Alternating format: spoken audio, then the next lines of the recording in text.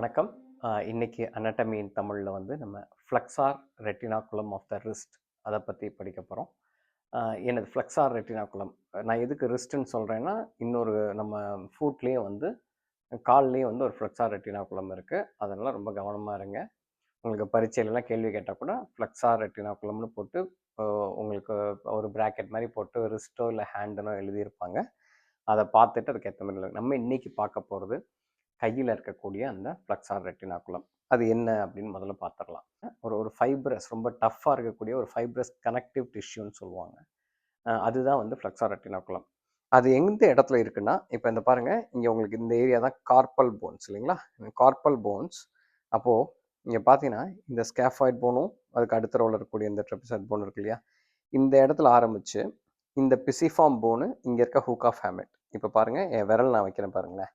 இப்போ என்னோட விரல் தான். இந்த விரல் உங்களுக்கு இந்த கார்பல் போனுக்கும் விரலுக்கும் நடுவில் ஒரு ஹோல் தெரியுதுங்களா? ஒரு ஒரு ஒரு ஸ்லிட்டு மாதிரி இருக்கா என் விரலுக்கும் போனுக்கும் நடுவில்? அந்த ஸ்லிட்டுக்கு பேர் தான் கார்பல் டனல். சரிங்களா?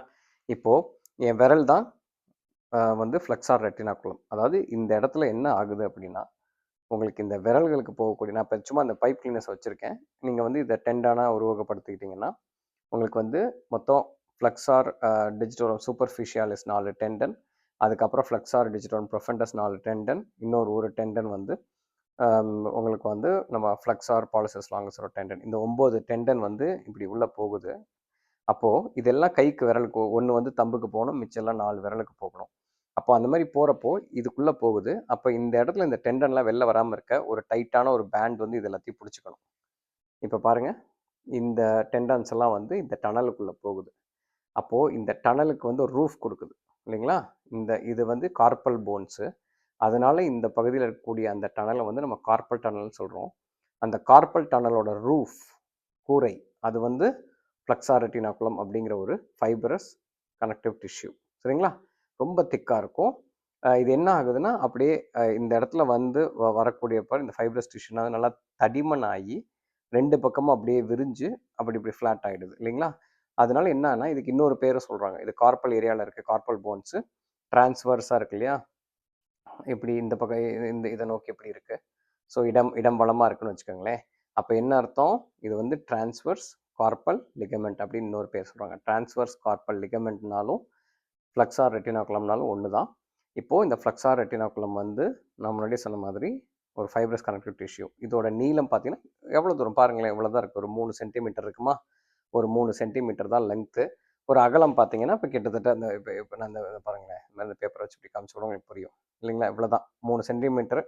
இதை விட கொஞ்சம் அகலமாக வச்சுக்கோங்க. ஒரு 2.5 சென்டிமீட்டர் வந்து அகலம் இருக்கும், 3 சென்டிமீட்டர் நீளம் இருக்கும். திக்னஸ் வந்து ஒரு 6 mm வரைக்கும், ஒரு 1.5 அதாவது இந்த நம்ம மேலேருந்து கீழே போனீங்கன்னா இந்த இடத்த விட அடிப்பகுதி இன்னும் தடிமனாக இருக்கும். ஸோ 1.5 mmலேருந்து ஒரு 6 mm வரைக்கும் தடிக்கலாம். நீளம் 3 சென்டிமீட்டர், அகலம் வந்து 2.5 சென்டிமீட்டர். இந்த இந்த அளவே இருக்கக்கூடியது.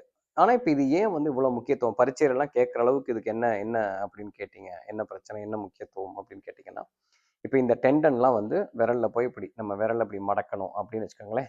அப்போது உங்களுக்கு வந்து இந்த டெண்டன்ஸ்லாம் வந்து கரெக்டாக அந்த ஒரு பயோமெக்கானிக் லென்த்தில் ஆக்ட் ஆகணும்னா இதெல்லாம் வெளில வராமல் இருக்கணும், நம்பர் 1. அப்போ என்ன, ஆட்டோமேட்டிக்காக வந்து இந்த இடத்துல இது ஒரு டைட்டான ஒரு பேண்டு பிடிச்சிக்கணும். 2வது, இந்த டெண்டனுக்கு நடுவில் இந்த 9 டெண்டன் சொல்கிறேன் இல்லையா? அதாவது 4 டெண்டன் வந்து ஃப்ளெக்ஸார் டிஜிட்டோரம் ப்ரொஃபண்டஸ், 4 வந்து ஃப்ளெக்ஸார் டிஜிட்டோரம் சூப்பர்ஃபிஷியாலிஸ், 1 வந்து ஃப்ளெக்ஸார் பாலிசஸ் லாங்கஸ். நான் வந்து முன்கையின் முன்புற தசைகள், ஃபோராமோட முன்புற தசைகளை ஒரு வீடியோ காணொலி போட்டிருக்கேன். அதை பார்த்தீங்கன்னா நான் என்னென்ன மசில் சொல்கிறேன்னு உங்களுக்கு புரியும். அந்த அந்த காணொலியில் இந்த மசிலை பற்றிலாம் நான் பேசியிருப்பேன். இப்போ என்ன ஆகுதுன்னா, இந்த மசில்களுக்கு நடுவில், இந்த 9 டெண்டனுக்கு நடுவில் ஒரு நரம்பு போகுது. அதுக்கு பேர் மீடியன் நர்வ். அப்போ அந்த மீடியன் நர்வ் வந்து போகிறப்ப என்ன ஆகுது அப்படின்னு கேட்டிங்கன்னா, இது ரொம்ப ஒரு க்ளோஸ்டான ஒரு டனல். பாருங்களேன், இந்த டைட்டான பேண்ட் வந்து இப்படி அழுத்தி பிடிச்சிருச்சுன்னா, கீழே போனு, மேலே ஒரு டஃப்பான ஒரு ஃபைப்ரஸ் கனெக்டிவ் டிஷ்யூ இருக்குது. அப்போது இந்த டெண்டன்லாம் கரெக்டாக உள்ளுக்குள்ளே இருக்குது. அதுக்கு நடுவில் ஒரு நரம்பு வேறு போகுது. இப்போ என்ன ஆகும்? அப்போது இந்த டெண்டான்ஸ் வந்து இன்ஃப்ளேம் ஆக வாய்ப்பு அதிகம். கம்ப்யூட்டரில் வேலை பார்த்துட்டு இருக்கவங்க, ஒரே மாதிரி பொசிஷனில் வேலை பார்க்குறவங்க, கைக்கு அதிகமான சுத்தியலெல்லாம் அடித்து வேலை பார்க்குறவங்க, அதாவது வைப்ரேஷன் அதிகமாக இருக்கும். இந்த மாதிரியான கண்டிஷன்ஸ்லாம் என்ன ஆகும் அப்படின்னு கேட்டிங்கன்னா, இந்த இந்த டெண்டன்ஸ் இன்ஃப்ளேம் ஆகும்போது இந்த டனலுக்குள்ள ப்ரெஷர் அதிகமாகிடுது. இது ரொம்ப ஒரு குறுகிய டனல் இல்லையா? பாருங்களேன், எவ்வளோ நேரோவான ஒரு பேசேஜில் இவ்வளோ டெண்டன்ஸும் ஒரு நரம்பும் போகுது. அப்போ இந்த நேரோவான பேசேஜுக்குள்ளே உங்களுக்கு ப்ரெஷர் பில்ட் ஆகும்போது என்ன ஆகும்? அந்த நரம்பை போய் அழுத்த ஆரம்பிக்கும். சரிங்களா? அதுக்கு பேர் தாங்க நம்ம கார்பல் டனல் சிண்ட்ரோம் அப்படின்னு சொல்லுவோம். இது வந்து கார்பல் போன்ஸ் இருக்கு. அந்த இடத்துல ஏற்படக்கூடிய டனல். அந்த டனல்ல ஒரு பாதிப்பு. அதனால கார்பல் டனல் சிண்ட்ரோம் அப்படின்னு சொல்றோம். இப்போ இந்த கார்பல் டனல் சிண்ட்ரோம் பிரச்சனை வந்து வரும். அந்த மாதிரி வரக்கூடிய ஒரு நேரத்தில் என்ன பண்ணலாம் அப்படின்னா, அதுக்கு நிறைய கன்சர்வேட்டிவ் ட்ரீட்மெண்ட்டும் இருக்குது.